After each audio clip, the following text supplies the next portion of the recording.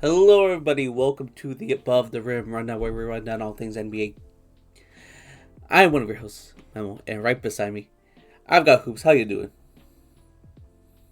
What's going on, man? Overall, I've been doing good, just getting through in life. Pretty much just work life routine and aside from that, pretty normal, honestly. How you been? Same here, same old. Just going to work, gym. I've been keeping up with Invincible. I just watched the latest episode before recording. It was really good. I got emotional a little bit watching it, so I've been enjoying that. I also finished Cobra Kai this week, which Oh, have you watched Cobra Kai at all? I haven't, but I definitely know of it. It's very It's like corny and it's like a cheesy. Yeah, it's martial arts. it's a karate show based off of the Karate Kid movies from back then. They brought back a bunch of the old Karate Kid characters as adults now, and has they have like their own plot going on and entire huge storyline. It's a fun show. It's has some great moments, some cringy moments as well, because it is also kind of geared towards teenagers. So it's it has its moments, but I really enjoyed the entire show. Honestly, I've been a fan even with the more awkward parts. But yeah, that's what I've been doing. I've been watching shows, listening to music, and watching basketball, of course, because we do cover basketball every week, and that's what we're gonna do here. We're doing a good old fashioned rundown from this past week. Maybe we're kind of including some older stuff just because we haven't done a rundown in a while. We've been having these cool episodes. Like last week, we did our power rankings for all 30 teams. That episode's doing pretty well for our standards. So I'm really happy with that. And yeah, but with all that said, we have a new rundown episode for this week. We're going to go through a bunch of big news and games and stat lines, you name it. But before we do, we gotta do this. It's been a while. Let's go over the NBA standings. I just clicked on the where is the NBA standings? Uh Oh yeah, I see what you're saying. It went straight to the playoff oh bracket, right? yeah, I But see then it you now. scroll down. Yeah, I see it now. Hoops. What do you want to do? Do you want to cover the West or the East? I forgot Um, whose turn is it. yeah, it's been so long, I don't remember whose turn is what. So I guess I can do West this week, and then you can do West next week. Sounds good. All right. So starting with West Coast to Best Coast. Um, at the bottom of the conference at number 15, we got the Jazz at 15 and 48. At number 14, we got the Pelicans at 17 and 46. At number 13, we got the Spurs at 26 and 35. At number 12, we got the Blazers at 28 and 36. At number 11, we got the Suns at 29 and 34. I gave them an L because they just lost against the Nuggets. Um, at number 10, we got the Mavs at 32 and 32. At number 9, we got the Kings at 33 and 29. At number 8, we got the Clippers at 34 and 29. At number 7, we got the Timberwolves at 36 and 29. At number 6, we got the Warriors at 35 and 28. At number 5, we got the Rockets at 38 and 25. At number 4, we got the Grizzlies at 39 and 24. At number 3, we got the Nuggets at 41 and 22. At number 2, we got the Lakers at 40 and 21. And sitting at the top of the Western Conference, we got the Thunder at 52 and 11. So those are our current Western Conference standings. Now, for the East Coast, the least coast, we got at number 15, the Wizards, 14, Hornets, 13, Raptors, 12, 76ers, 11, Nets, 10, Bulls, 9, Magic, 8, Hawks, 7, Heat, 6, Pistons, 5, Pacers, 4, Bucks, 3, Knicks, 2, Celtics, and number 1, the Cleveland Cavaliers, which is probably what we're going to start things off first, because the Cleveland Cavaliers, not only are they the first seed in the East, and I believe yes, have still have the best record in the league. Not only they have all of that, but they just became the first team in the league to clinch a playoff spot, which is very impressive since they clinched it on March 5th. We're months away from the playoffs, so that's very impressive. And not only that, they are having. Correct me if I'm wrong, but it says here 13-game win streak at the moment. Yeah, 13-game win streak, So yeah, things which are. is the longest act in the league. Oh yeah, yeah, for sure. So yeah, this is definitely impressive. How impressed have you been with the Cavs, and are you surprised at all that they were the first team to clinch a playoff spot? To start, very impressed for sure. Um, I mean, we've mentioned time and time again, like before the season started, we figured that they were going to be like a top seed in the East. I don't think anyone thought they were going to be the number one seed or even like the best record in the league, to say the least. And so they have definitely been very impressive. And am I shocked that they are the first team to clinch? Once again, if you were to ask me in the off season, the answer is absolutely yes. But if you're talking about like having seen how the season has turned around, then the answer would be no, because obviously we've seen how good they have been this season. Of course, now the only question, as we still have, along with many, is will this team be able to um, finish when it matters most in the playoffs? And that's obviously to be determined. Like they got to prove themselves that they could do it before people stop doubting them. And I feel like every day that passes by, they're making a point that it's very possible they could actually go really far in the playoffs. And I definitely hope so because anyone but the Celtics. Speaking of which, one game during their win streak, I think we talked about briefly last week, happened against the Celtics last Friday when they came back from like down 23 or whatever it was. I Oh don't know what the yeah, exact margin was. yeah. It was like Yeah, that was 25 to definitely, 2, something crazy like that. yeah. And then they came back and they won in Boston. So that was really cool to watch. Um they beat a handful of good teams during their win streak too, I believe. And a lot of a few close games and a few commanding blowout wins too. So Um, shout out to the Cavs for being the first team to clinch the playoffs with still like nearly 2 months left in the season. I think probably closer to like a month and a half, but nonetheless very impressive. And yeah, as mentioned, 13-game win streak, currently the longest in the league. So far everything is looking really good for the Cavs. Yeah, I'm definitely rooting for them. Obviously, as a Lakers fan, don't want any success for the Celtics. And the Celtics could be scary. They like ran the league last year. This year they kind of cooled down a bit, but still a huge threat to win the finals. But I definitely see the Cavs going to the Eastern Conference Finals, and I wouldn't be surprised if they make the finals. I just think they're that good.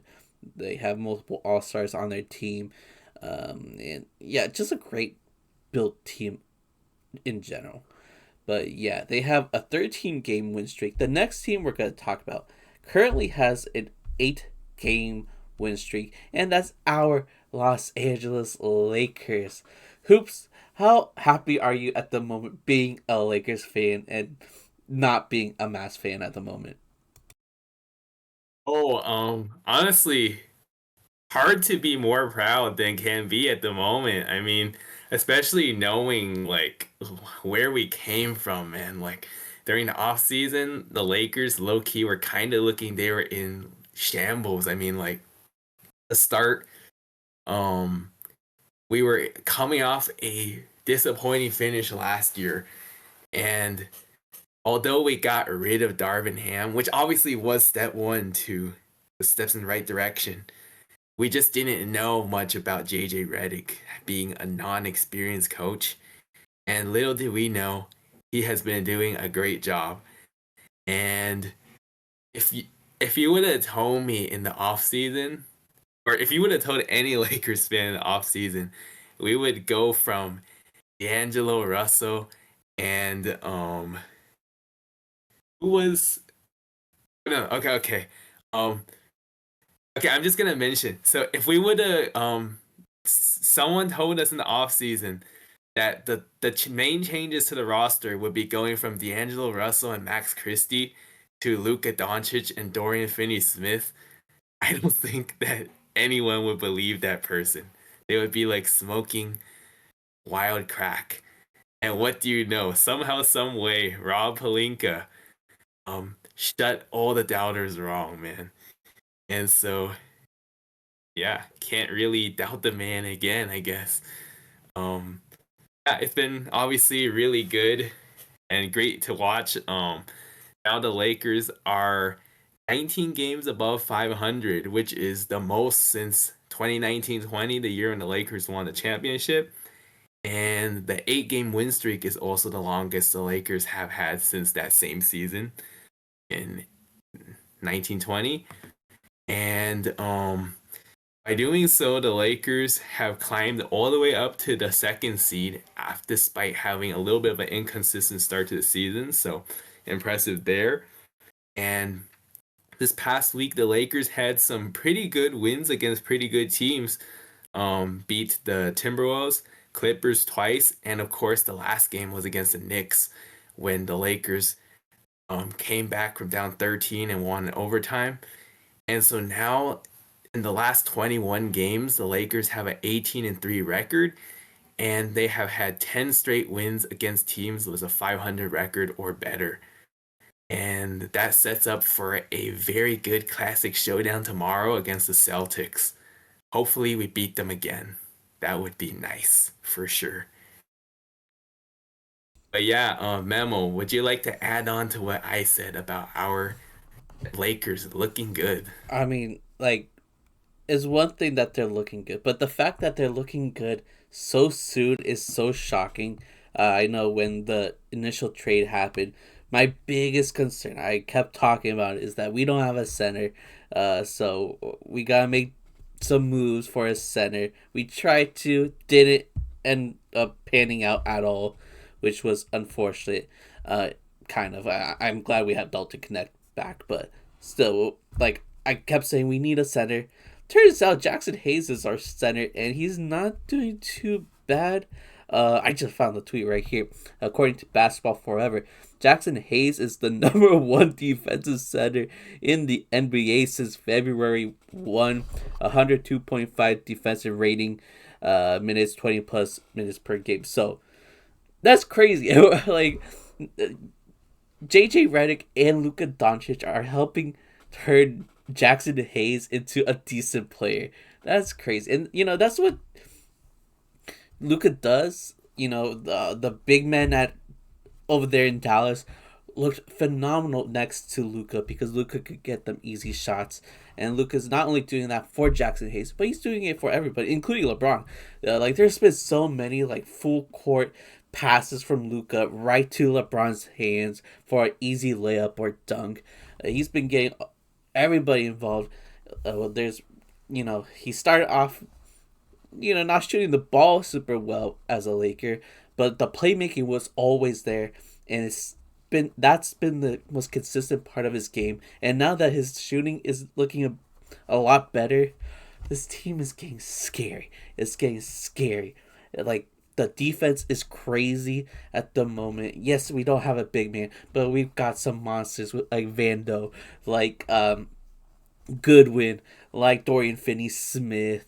Gabe Vincent could guard a bit from time to time. Like, we got some guys. We got some guys out there doing the little things to help the team out. And, I feel like this team is just re-energized now. Now that we have Luka, and the fact that, again, JJ Redick was able to seamlessly get him to play well for the Lakers is very impressive. Because, I thought this season was essentially over. We were just gonna go in the playoffs, see what happens, and then build for next season. There is a chance that the Lakers might go to the finals this year. Like, I know maybe I'm getting ahead of myself here, but seeing how great they are playing, they became. I feel like they're in the conversation now with uh, OKC, Cavs, Celtics, and I would throw the Nuggets in there. I think the Nuggets are good enough to be in the conversation as well. I think the Lakers could be in the finals conversations, which maybe it's too far for some, but I am a Lakers fan. I am biased at the end of the day, but this is what I truly believe, and I'm excited to see what happens. I'm sure there will be some ups and downs, but this season has become a lot more exciting for us. That's for sure. Yeah, definitely agree with you on pretty much everything you said. And I feel like every game that passes by, it's harder not to believe in this team and that we will go far. Um, and time will tell how it happens when we reach the highest competition. Obviously, um, at this very moment in time, OKC probably looking like at least the strongest team in the Western Conference. But low key, Lakers matchup against OKC, maybe we have a good chance because like granted they do have the experience in playoffs last year now, but Lakers I think have like a good amount of vets that potentially could be a problem for them. So we'll see what happens there. And yeah, should be fun going down the stretch for sure. Yeah, and a team similar within our position, similar to our position at the moment.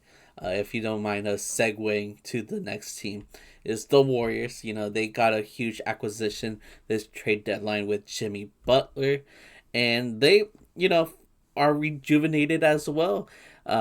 We thought this was gonna be a play-in team, uh, especially like during the season. Like it was looking pretty bad early on, but yeah, not only the team, but Stephen Curry is rejuvenated. They're ecstatic having Jimmy Butler over there. And it's not even like Jimmy Butler is, making 25 points every game, 5 rebounds. Like he's missing games, he's had some duds, but the fact that he's just on the team was enough to re energize the team. So, how do you feel about the Warriors right now and how they're currently doing very, very well?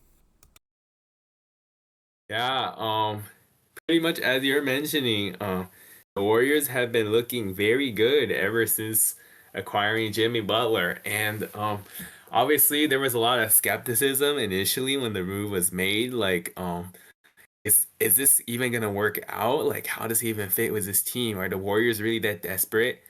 The answer was pretty much yes for all of those. I mean, like, yeah, the Warriors were desperate.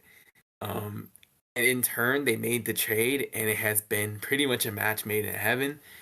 And the Warriors climbing all the way up to the sixth seed now. They are 10-1 with Jimmy Butler in the lineup.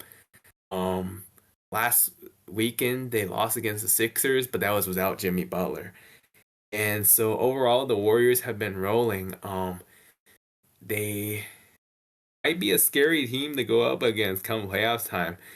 A team that potentially no one will want to play against. Knowing their position at the moment, it could if they end up being like a six seed, fifth seed, or even seventh seed, that's something for like the top seeds to definitely watch out for. And granted, obviously it has still been like a little bit of a small sample size, but nonetheless, so far they have been looking really impressive. And as a Lakers fan who does not like the Warriors, hate to see the Warriors' success, but unfortunately, gotta give credit where it's due. So yeah, I will say this though: if the Lakers and Warriors were to match up in the playoffs, like whether that's the first round or the second round, I think that would be really fun to watch for sure. I would like to say we have the upper edge, but time will tell. Yeah, that's tough to call, honestly. I'll lean towards my Yeah, Lakers because, like, yeah, who's gonna stop Luka, right? Like, I know they have great Yeah. defenders with Draymond. Jimmy Butler can still defend, and I know playoff Jimmy is a thing, but I'll take playoff Luka any day. So I don't know, Definitely. but yeah, I guess we'll cross that bridge when we get there. But yeah, Yeah. what you covered all made sense. There's a lot of truth to it. And yeah, I'm kind of bummed out because I don't want the Warriors to succeed. I'm kind of tired of that. But I am happy for Steph. I am a big Steph fan, and seeing how like he's been recently killing it lately. I think it was last week or 2 weeks ago. He had a 56-point game. Like this guy is looking like MVP Steph all of a sudden. Uh, and it's really fun to watch. Really fun to watch for sure. The Jimmy Butler effect. It's good when he's happy. Like if Jimmy's happy, the team's happy. They just gotta hope it stays that way, I guess. But anything else on the Warriors before we move on? Honestly, I think we covered them pretty good. The main takeaway is that Warriors have been rolling, and they keep this up. They're a team that no one will really want to go up against come playoff time. So, credit to the Warriors. All right, and then let's move on to the next winners. And I'm gonna give it to Payton Pritchard and Derrick White making history for being the first duo in Celtics history. Celtics have been a team since like the beginning, so it's crazy how they are the first to have 40 plus points within the same game. Peyton Pritchard had 43 points and 10 threes. Derrick White had 41 points and 9 threes combined. 19 threes and what is that, 84 points. Just those two role Crazy. players. That is crazy. That is crazy. Now I believe Jalen Brown, did he play? No, I think for sure Drew Holiday didn't Jay, play. For sure Kristaps Porzingis didn't play, and it was either Jason Tatum or Jalen Brown didn't play. I forgot which one. um, it was Tatum that didn't play. Brown played, but somehow it was these two guys that Yeah, ended up putting 40. and It's crazy. that's what I wanted to highlight. Like out of all the players throughout Celtics history, Jalen Brown and Jason Tatum, or Kevin Garnett and Paul Pierce, you name it. These two were the two that were the first to ever get 40 points together within the same game. That's crazy. So, shout out to them. I think Peyton Pritchard kind of, you know, grabbed that Sixth Man of the Year title, and I think it's his award to lose at this moment. But yeah, any thoughts on this? Because this was kind of crazy, even if it's the Celtics, which we're not fans of. But Yeah. It it was definitely really crazy for sure, especially knowing that these are pretty much two role players that ended up getting this accomplishment. Like you would think something like this would come from like two of the superstars, but no, it was just two very key role players that did it. And so that was impressive. And yeah, the Celtics, unfortunately, that was, if anything, that shows like their depth is still really good. And yeah, I will say that was definitely really impressive for sure. And obviously, even shorthanded, that the Celtics were able to win no problem. That game was against the Blazers, who are honestly not a bad team this season. So that was pretty impressive to say the least. yeah, for sure. And now I'm gonna give some mini winners for other impressive stat lines. Um, we'll start with the least impressive, and then I'm gonna cover like the monster stat line that was just like this player just finished their game today and had this crazy stat line that I just saw. But first, we're gonna start with Jalen Williams, not the All Star Jalen Williams, but like the big man at OKC. He had a decent stat line, a triple double, 10 points, 11 rebounds, 11 assists. Also had 3 steals, 2 blocks, 2 3-pointers made, plus 35. Great stat line. You don't really see, or you wouldn't expect him to have that kind of stat line. So that's why I wanted to give him a shout out. Um, Walker Kessler had a crazy game as well with a lot of boards. He had 18 points, 25 rebounds, 8 blocks as well. He almost had a triple double with blocks today, which is crazy, and a really good field goal percentage as well, 8 of 11. But the monster stat line comes from, of course, Nikola Jokic, the best player in the league. He just dropped 31 points, 21 rebounds, and 22 assists, 3 steals as well. He is the first player in NBA history to have a 30-20-20 game, which is insane. I kind of assumed he already had a 30-20-20 game for some reason. I think maybe he's been close like several times, maybe.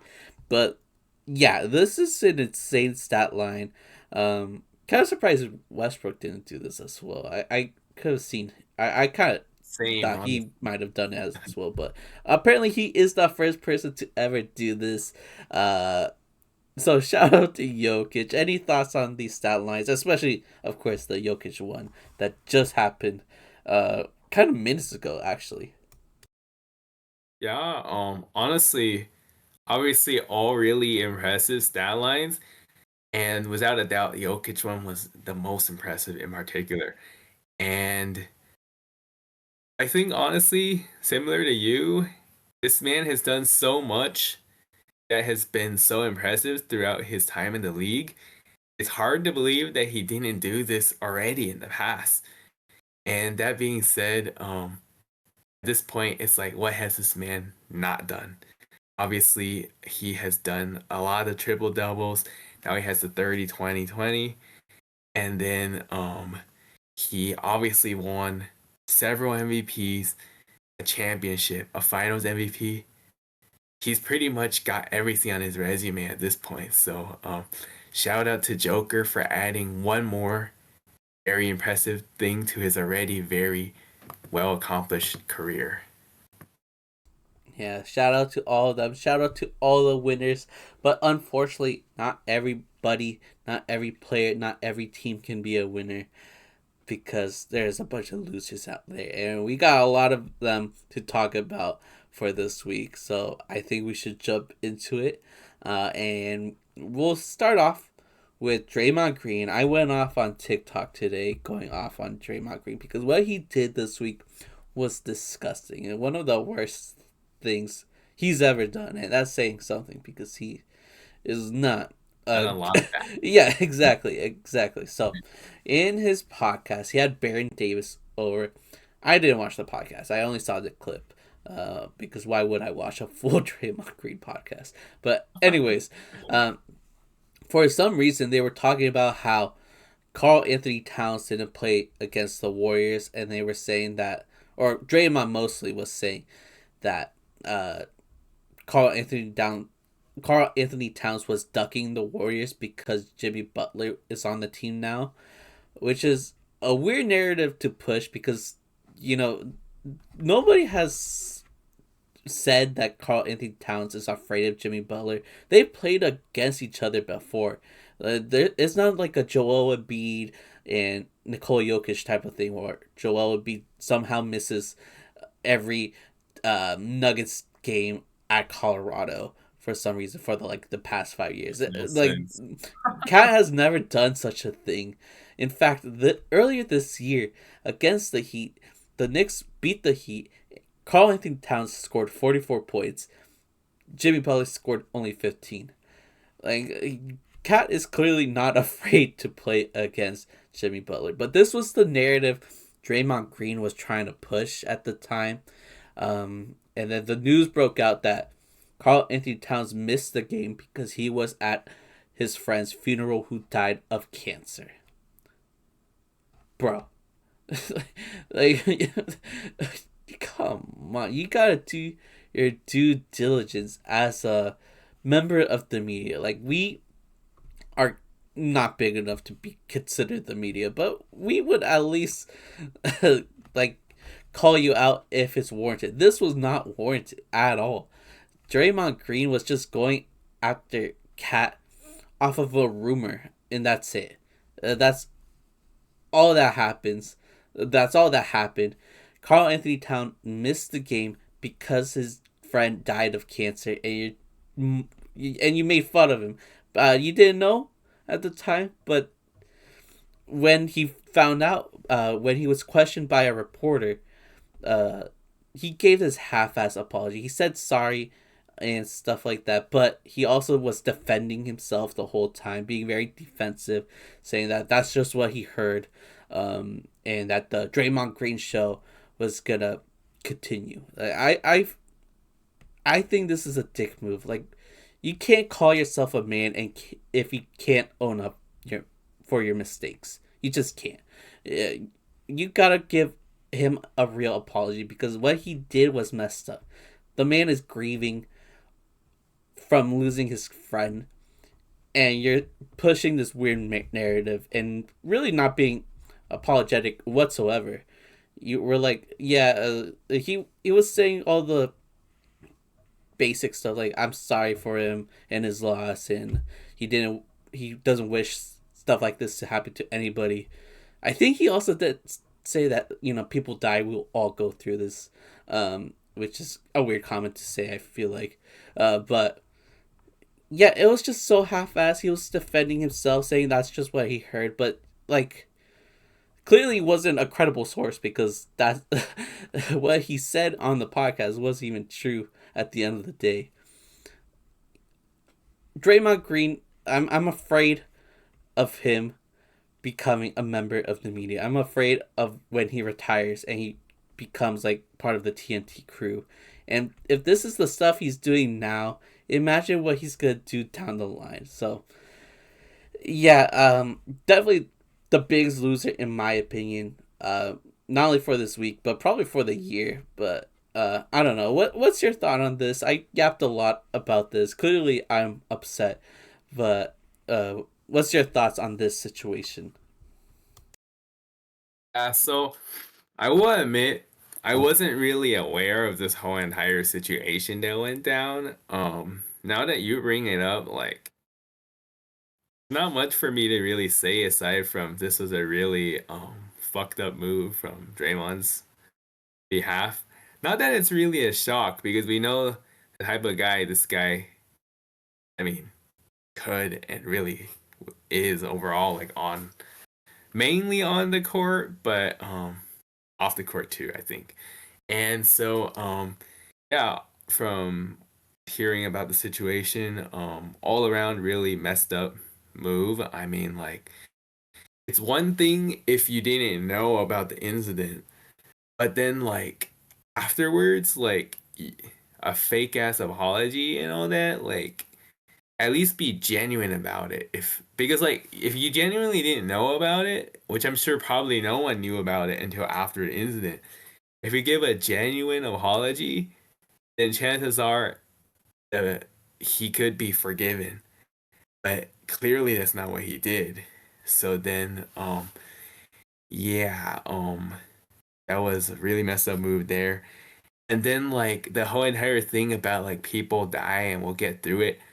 That's one of the things that kind of hisses, well, not kind of, like, honestly pisses me off the most when people try to downgrade, like, a passing.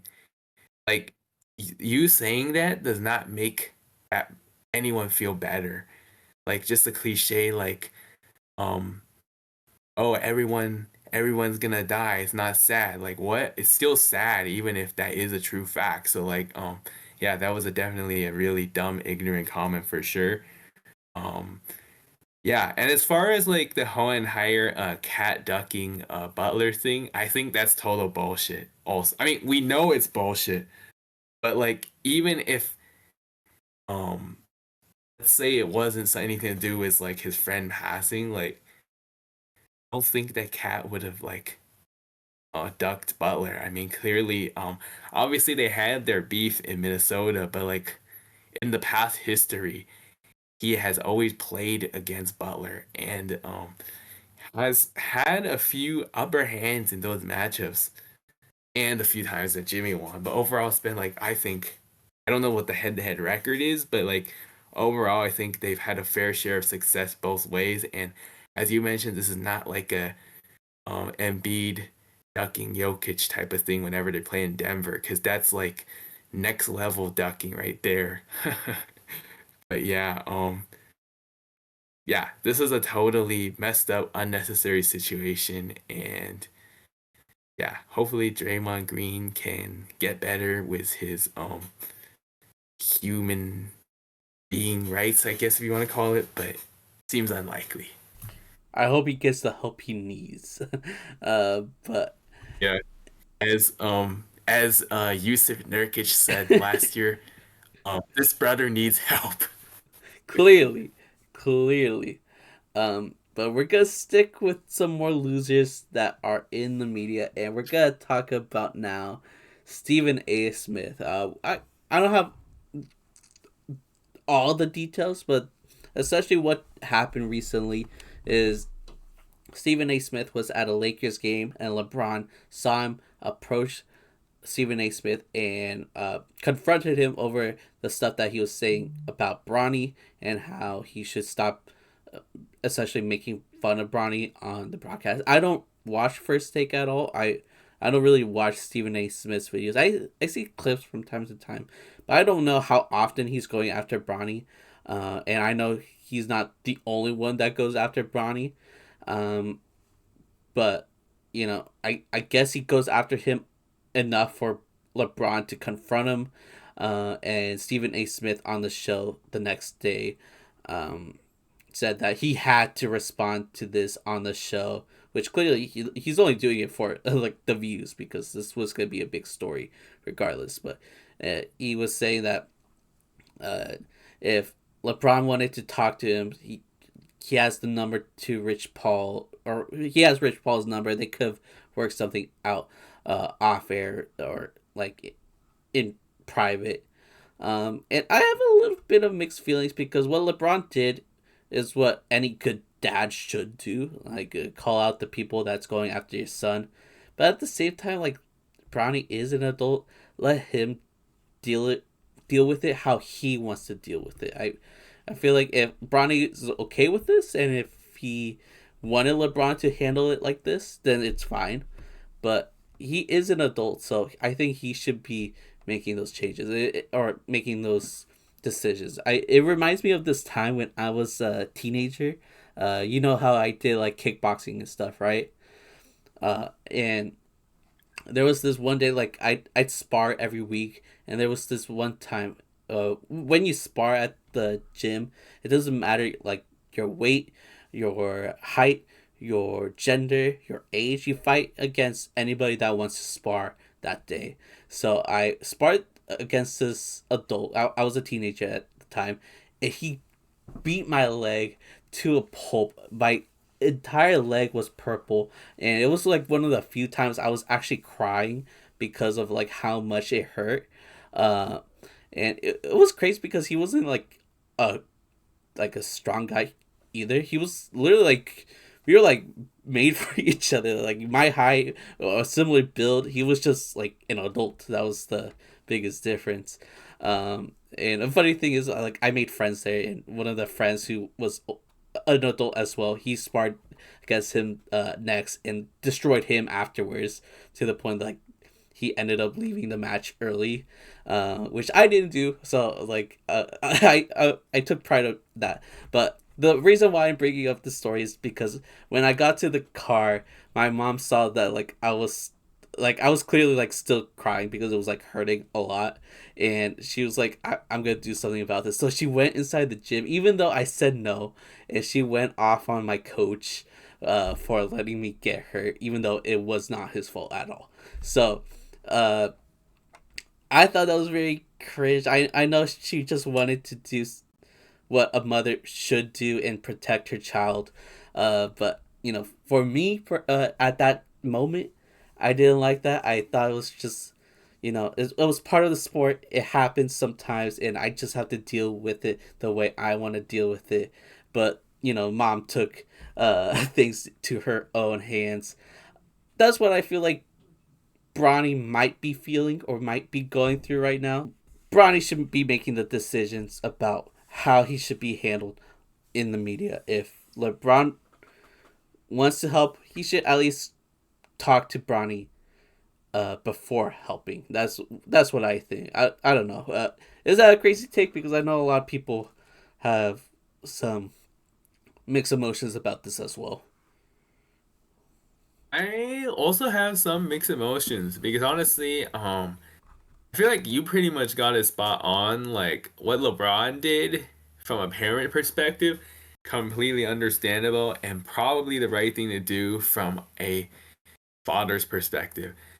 But then you look because like obviously parents, as you mentioned, they need to protect their child and for good reason.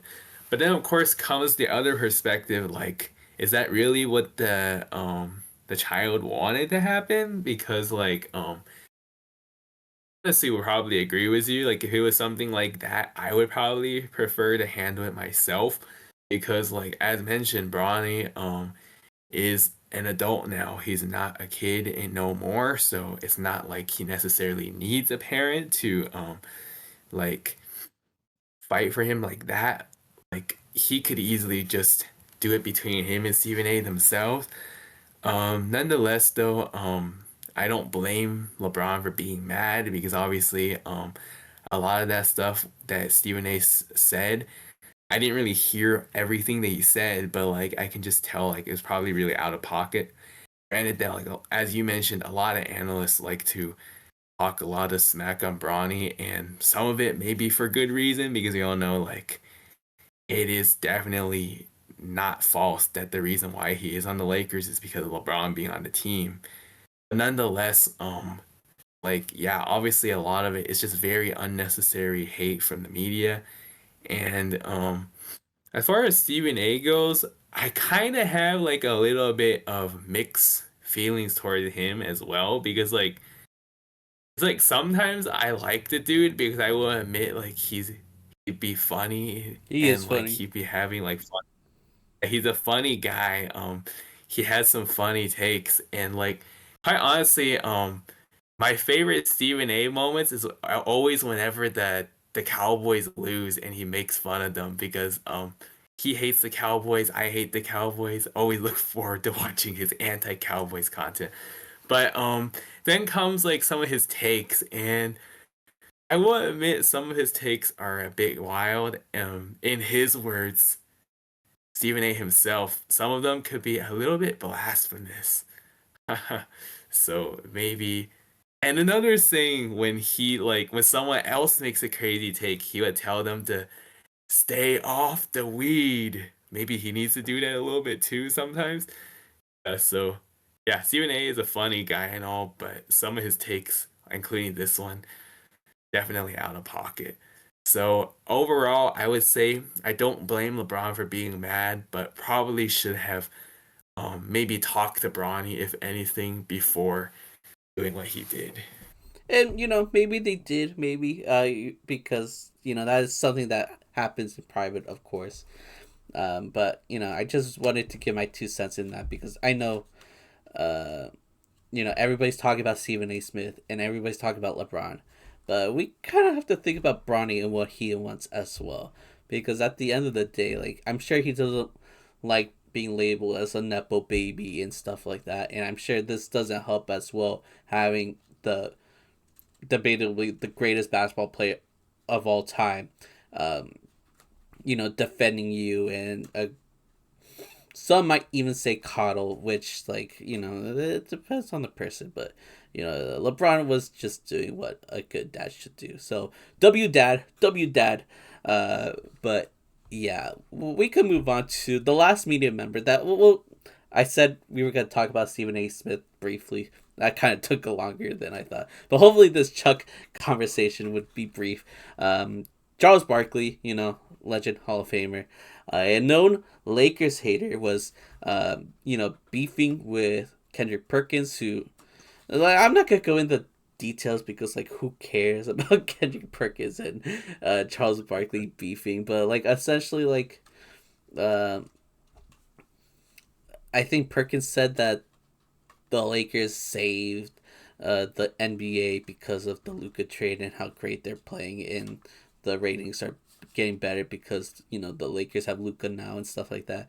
And then Charles Barkley was going off and talking about how he's tired of the media always talking about the Lakers and OKC and the Cavs have served more respect and more limelight, which I agree on that part. They're great teams. I feel like they should be talked about a lot more, even though they have some uh, a lot of discussion out there as well.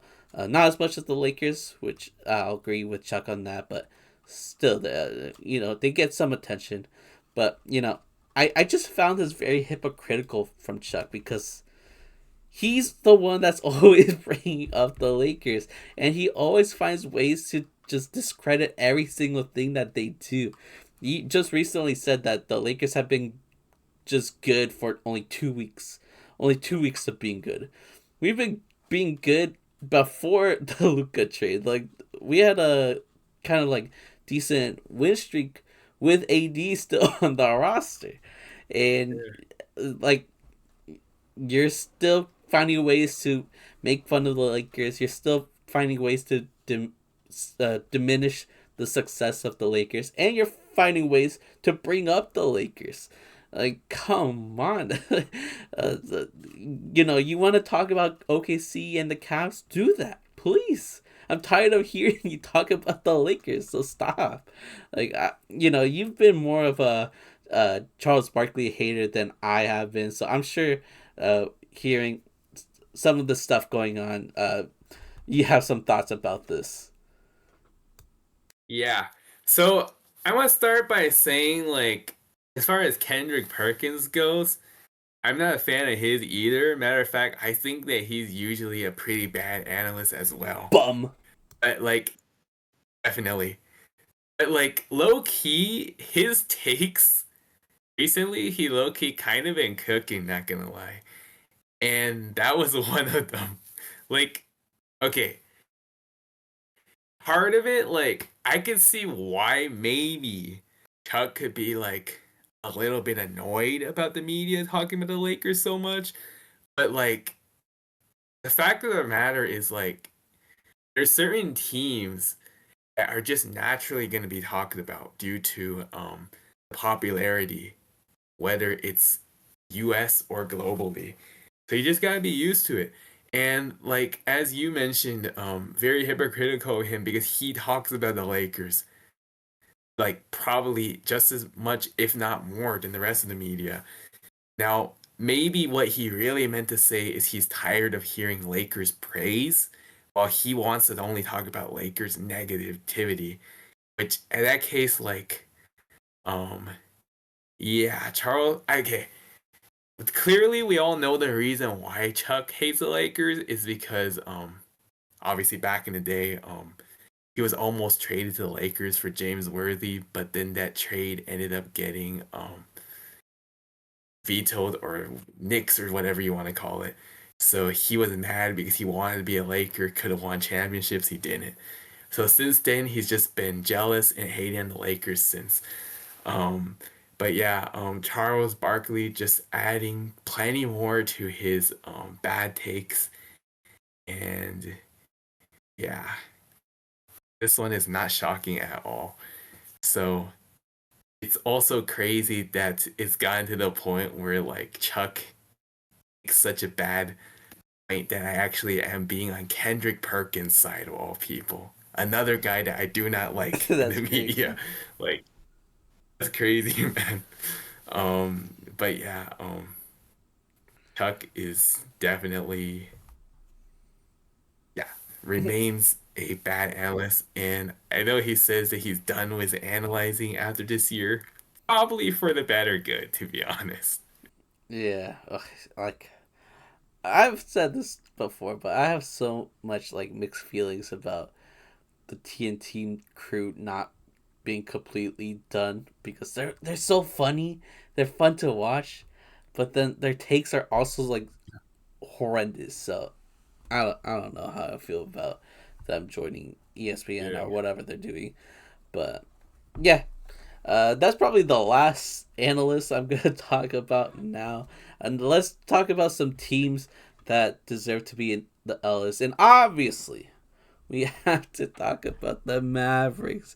Probably the biggest losers in regards to like teams of the year. Like, this entire year has been Definitely. horrendous for them because we all know about the Luka trade, but it just kept getting worse and worse and worse. Do you want to go over the details on why the Mavs are not only losers for this week, but probably for the year? Yeah. Start in what's been happening to them recently. Obviously they haven't been playing well as of late. When they first made the trade for Luca for AD, they were winning a few games and looking shockingly impressive in the beginning. But ever since AD got hurt his first game back, they have been looking very bad. And so currently the Mavs are sitting at the 10th seed in the Western Conference.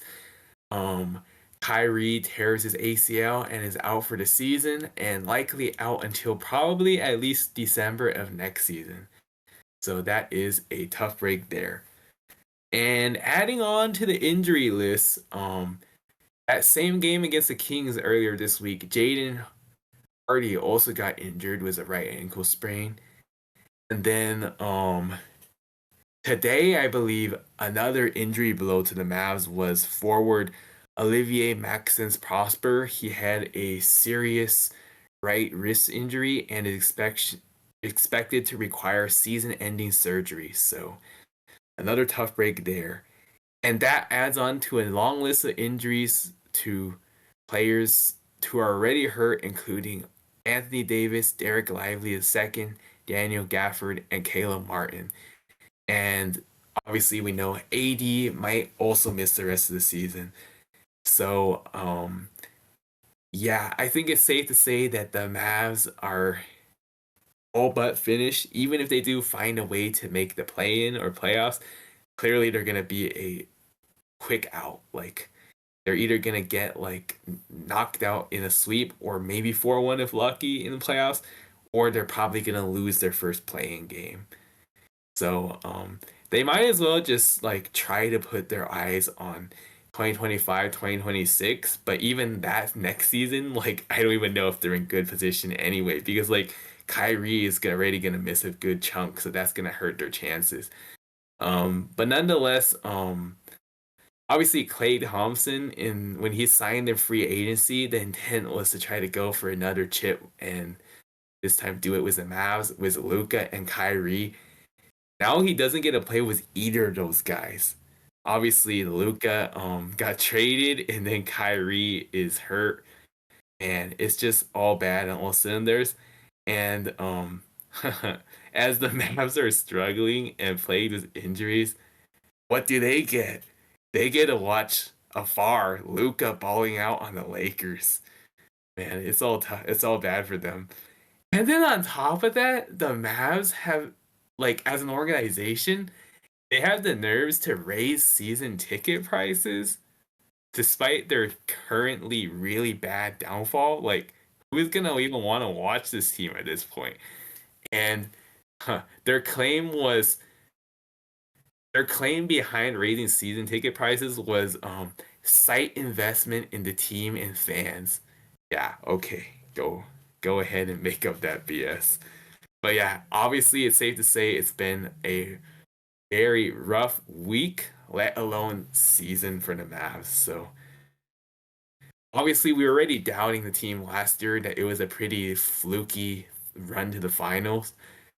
And obviously a lot of factors playing in, but I don't think they are beating any allegations that that was a very lucky run last year. But, I wouldn't say I said a lucky. handful. I would say it was a carry job though. Luca carried, Yeah, it was. and got I would some help say sometimes. yeah, it was a carry job and peaking right time at right place. So And it was clearly because of Luca. And yet Yes, they had the nerves to trade him. Like, too. what are we doing, bro? So But stupid. yeah, yeah.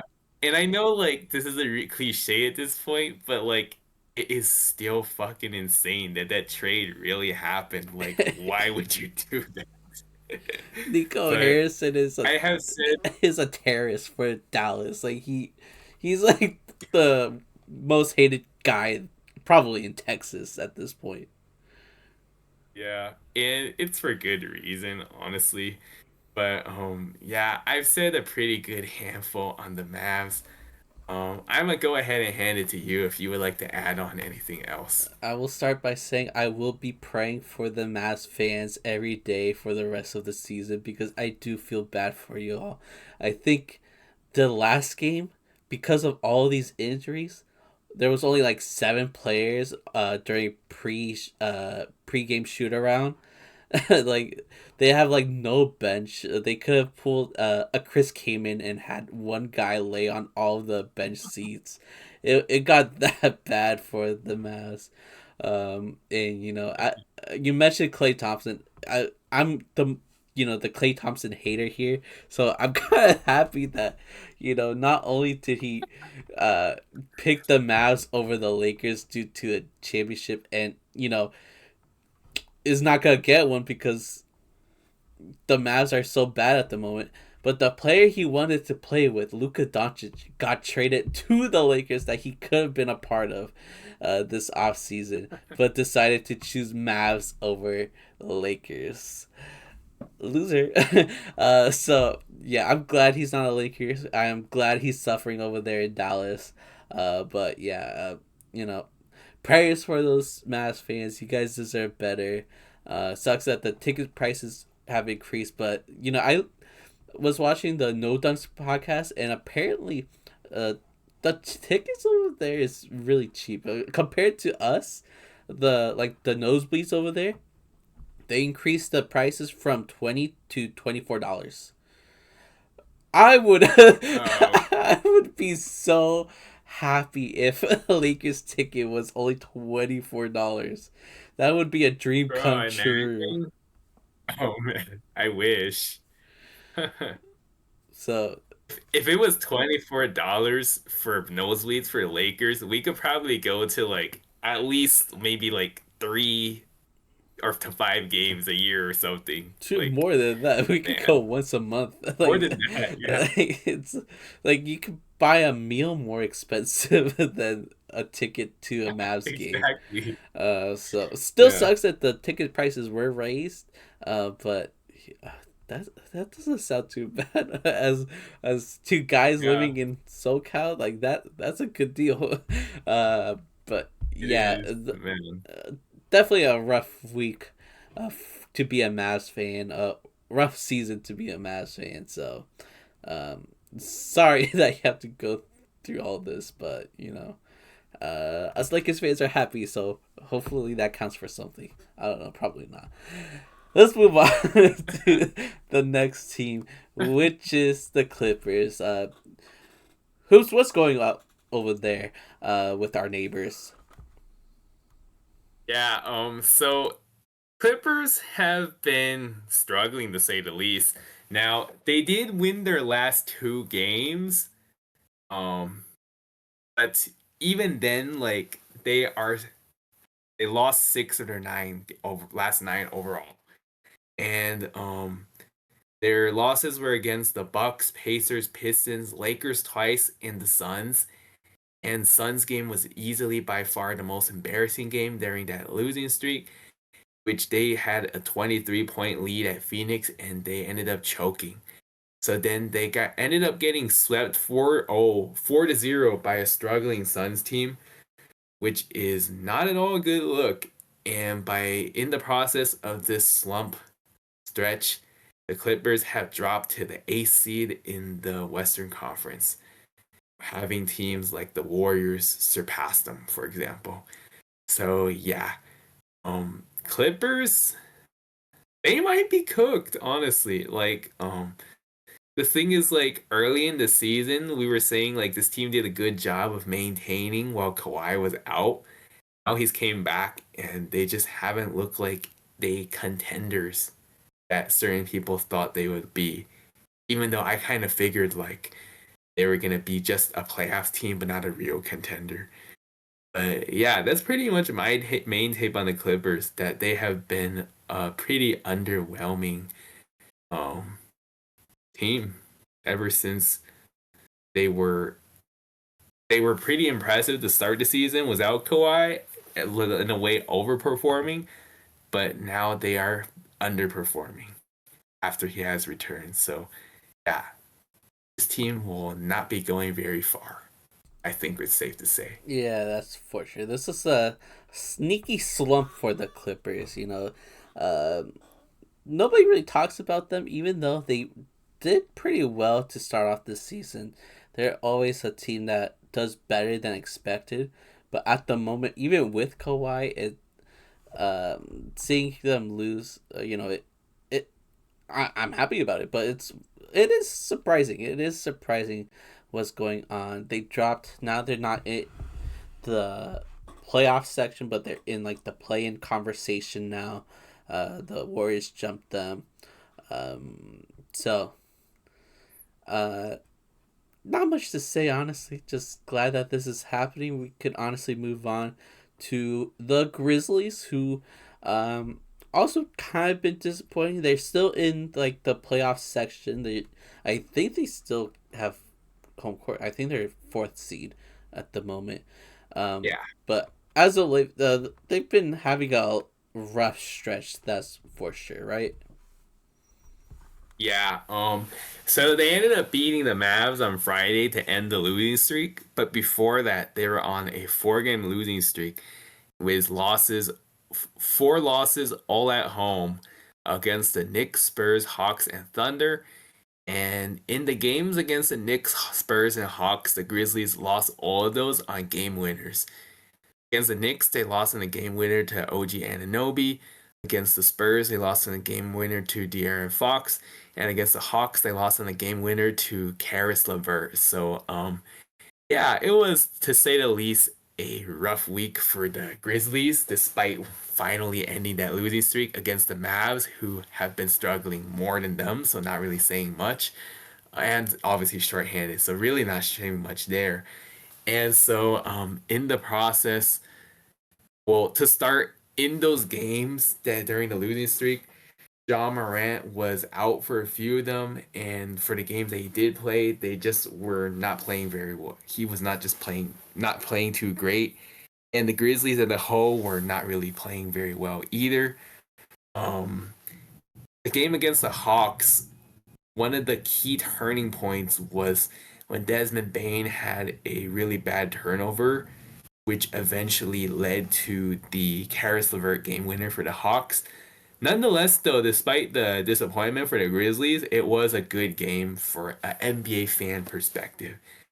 And Jaren Jackson Jr. being injured with a left ankle sprain certainly does not help the situation. But, overall, this tough stretch for the Grizzlies they are still fourth in the Western Conference, but they did drop in the standings. Like a week or two ago, I believe they were the second seed in the West. Now they have dropped to the fourth seed. And not only are they the fourth seed, they are 2 games back of both the Lakers and the Nuggets now. So Grizzlies have been dropping quite a bit lately. Um, but those were pretty much my thoughts on the Grizzlies. Is there anything you would like to add on top of that?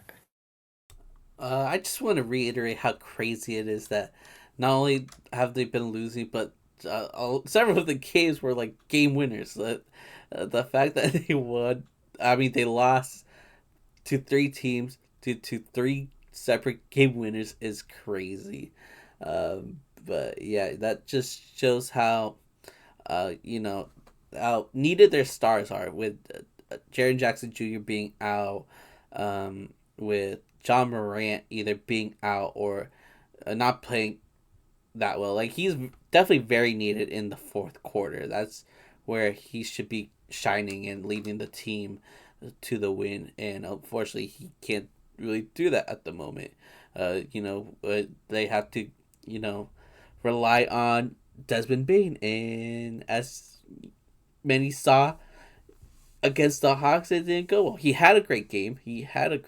But uh, he had a costly turnover that led to their loss. So they need to hope that their stars can come back in time to be healthy for the playoffs, because right now it's looking rocky, that's for sure.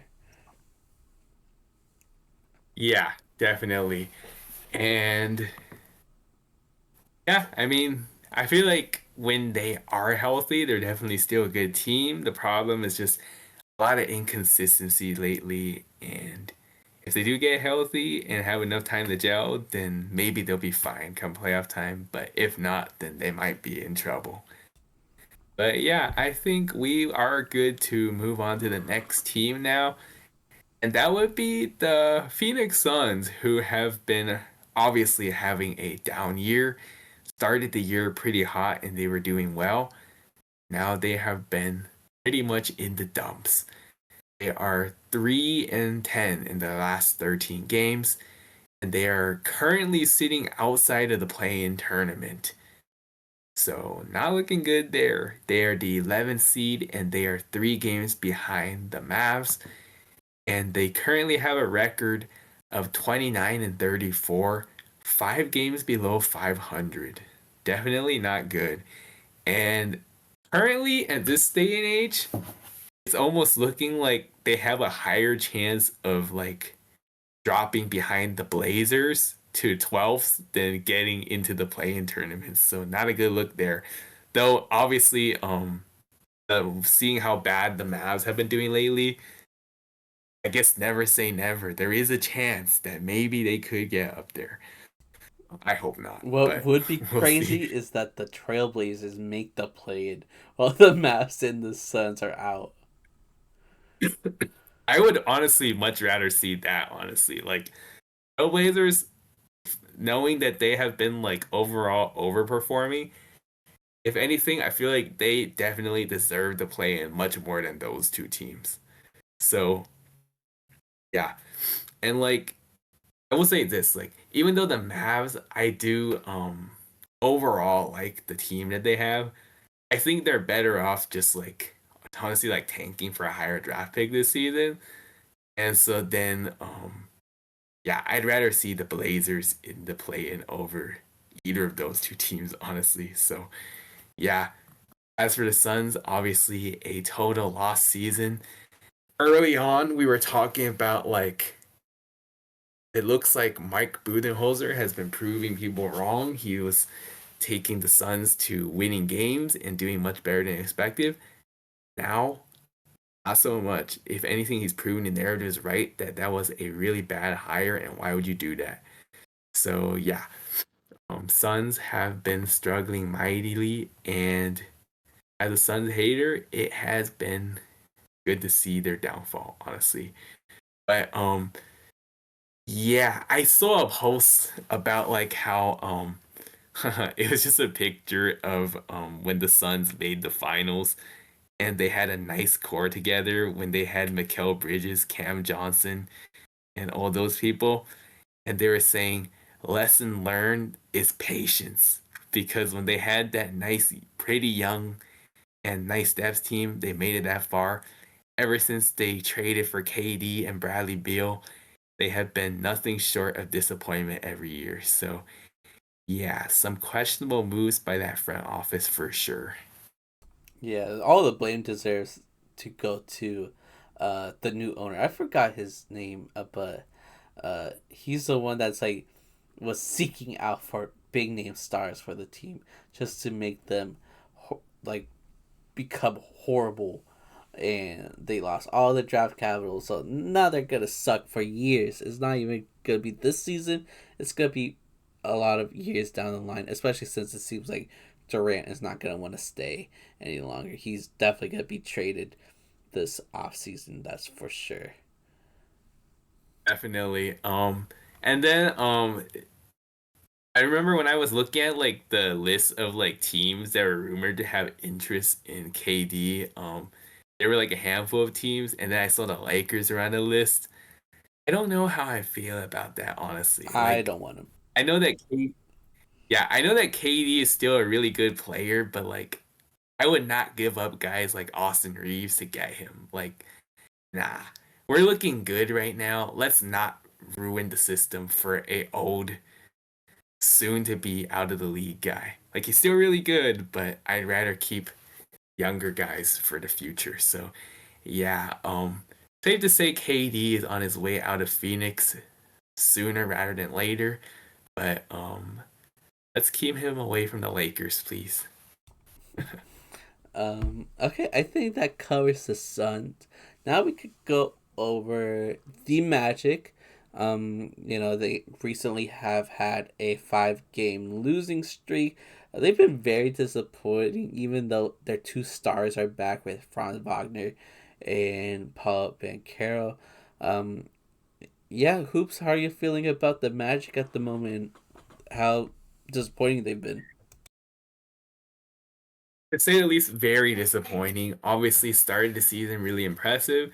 They were at one point like third seed, I think, only behind Cavs and Celtics.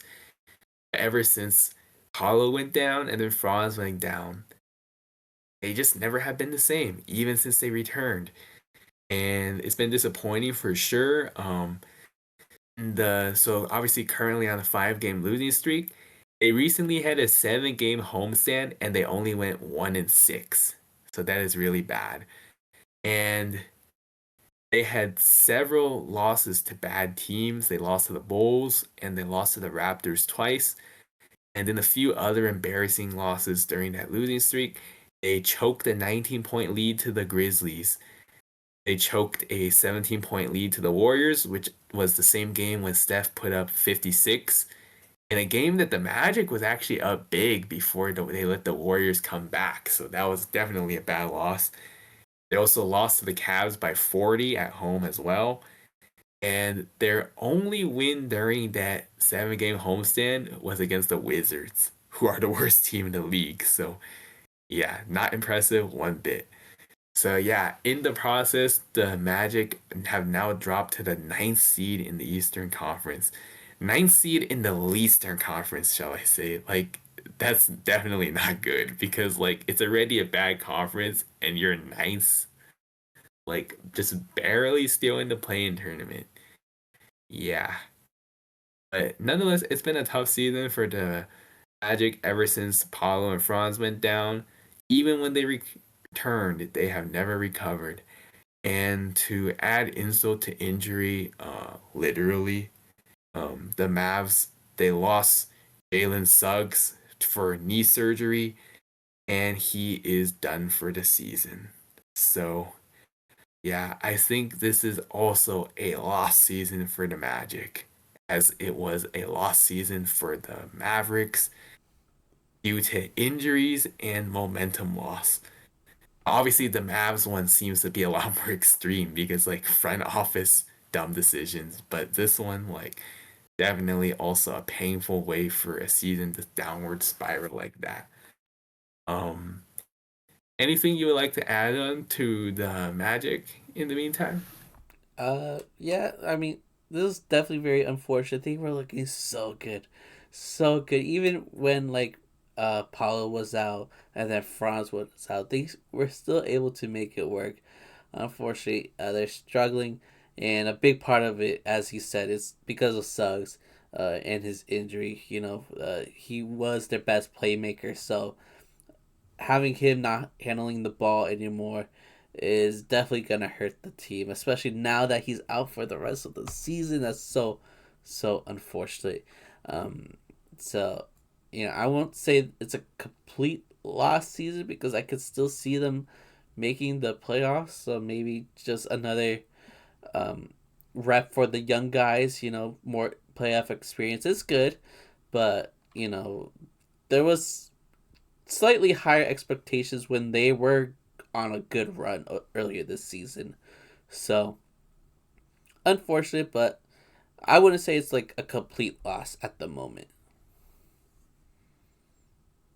Yeah, I think like chances of making the playoffs is still there for sure, but knowing that they probably go up against the Cavs or the Celtics, it's not going to be pretty. So, yeah, I think make the most out of the end of this season, possibly just give their young guys another playoff experience run, and from there, just turn all eyes to 2025, 2026. Yeah, I think we are good on the Magic now. And so I think that can bring us to the next and final team on the L list, that being the Sacramento Kings. Um, Memo, would you like to take the lead on this one in regards to why the Kings are on the L list? Sure. So the biggest reason why the Kings are in the Ellis is even based off of their record, even though they have been having like a bumpy season, uh, this year, but it's mostly because of what De'Aaron Fox has recently said. Because he just played his first game in Sacramento, and he revealed a lot of stuff in regards to like why he left, um, and his thoughts basically on the organization. But apparently, he wasn't too happy with the fact that Mike Brown was fired, which is kind of interesting for some. I kind of thought he wanted Mike Brown fired, but um, that's not the case apparently. I'm quoting. Uh, Here's the quote: "You fire the coach and you don't do an interview, so all the blame was on me. Did it weigh on me? No, I don't give a fuck. But the fact y'all are supposed to be protecting your player and y'all let that happen, I felt at the time the organization didn't have my back." So, uh, clearly that I was tricked like many people thinking that De'Aaron Fox was the reason why Mike Brown was fired, and it was apparently not the case at all. Uh, they've definitely looked like they had a great relationship throughout the years. So I wouldn't be surprised if they were close when Mike Brown was fired. So he didn't like that. He didn't like the fact that he was going to have his fifth coach uh, for the Kings within his career as a King. So that is why he wanted out of not San Antonio, Sacramento, and wanted to go to San Antonio. There was no other team he wanted to go to. And yeah, here's another quote from De'Aaron Fox, where he says, "There was no fucking list. I wanted to go to San Antonio. A lot of people are mad saying I handcuffed the team. Well, this is my career. It's not my job to help build your team. I'm not about to go where they want me to go." And, props to him. He's doing stuff that would most likely help his career. He knows that the Sacramento Kings front office aren't really doing anything to help the team, to help De'Aaron Fox. So he decided to head out his own terms. It sucks for the fans, though. I will say it sucks for the fans who were rooting for this guy for so long, and now that he's gone, and didn't really want to help the organization at all. It's gonna be rough for Kings fans in the long run, but this is something that De'Aaron Fox believed he needed to do. So I guess shout out to him. But yeah, it just proves this situation just proves to me how horrible the Kings is run. They've had some great players throughout the years, yet they never found a way to really find any success. The closest they were able to do that was a couple years ago with Domantas Sabonis and De'Aaron Fox, and now you lost half of that duo because you couldn't keep De'Aaron Fox happy. You fired his coach. You fired many other coaches of his. He got upset. That's why he wanted out. Like, this is why you don't scapegoat your coaches. Like coaches are important. If they're doing something right, you keep them. Right? Mike Brown was doing something right. at first, but you still got rid of him because the season was a bit disappointing. Still not a good reason to get rid of him, and now your star left because of your decision. So, do you agree that the Kings deserve to be a loser of the week? I absolutely agree that the Kings deserve to be loser of the week. And especially in hearing all this coming from De'Aaron Fox, obviously, you could argue that maybe he's just saying things out of anger with the way things ended. And maybe some of the things he said might not even entirely be true. No one really knows. All of this could have been an internal discussion. But nonetheless, if he were to say something like this out to the public, then there probably would be some truth to it. So yeah, definitely Kings worthy to be on the L list because of that. I mean, like fact that he had to go through 5 head coaches or whatever it was, like, yeah, that's definitely way too much for a young player in the league. Continuity is definitely important for the development of young players for sure. And so I think there was definitely a lot more truth than any potential um falses from what De'Aaron said. So yeah, bad look for the Kings. And honestly, I'm happy for him that he's not with that franchise anymore. I feel like the Kings are just like one of the worst run franchises. Like obviously they've found a little bit more success on the court. Well, for 1 year really. It was just 22, 23 when they made the third seed. And then last year they missed the playoffs. This year they're having like an okay slight turnaround lately. But yeah. To say the least, Kings have been not only wasting a lot of players' careers, but also wasting a lot of decent head coaches' time too. So definitely worthy of being on the L list for the Kings for sure. Yeah, so I think it's safe to say that we're done with the L list, and done with this episode, right? Right?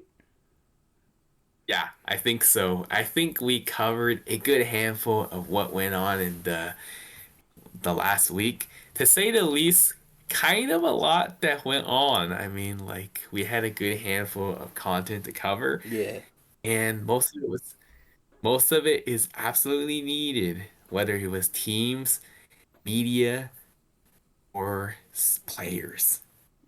for Yeah, sure. I think that will do for a pretty good episode today. If you guys like our content, make sure to continue to like, comment, subscribe, share.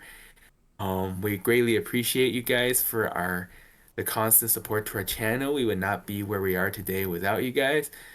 Um, yeah, and make sure to continue to follow us on all platforms: YouTube, Spotify, TikTok, and you check out our YouTube shorts as well. And anything you would like to add on to what I said, Memo?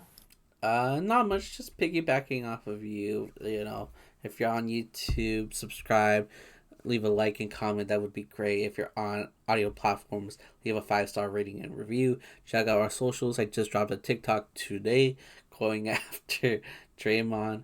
If you want to see my heated reaction to what happened in regards to the Draymond Green and Cat situation, you could go there. But yeah, other than that, I think I'm done here. So thank you all for watching. We'll see you next week. Good. Bye.